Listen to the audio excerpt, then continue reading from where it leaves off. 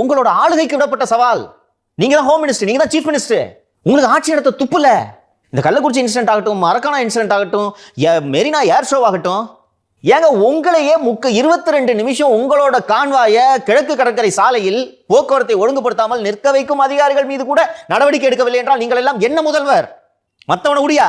சிஎமோட convoy போச்சுன்னா ஒரு second கூட ரோட்ல நிக்க கூடாதியா? பாதுகாப்புக்கு ஆபத்தியா? செருப்பு துண்டி அடிப்பாயா? கள்ள குண்டி அடிப்பாயா? எதுக்கு வண்டி எல்லாரும் வண்டி நம்மள எல்லாம் எதுக்கு ஓரம் கட்டுறாங்க தெரியுமா உனக்கு? அது எதுக்குன்னு? பாதுகாப்புக்காக. எதுக்கு சிஎம் போற ரூட் பூரா கான்ஸ்டபிள் நிப்பாங்க பாத்திருக்கியா?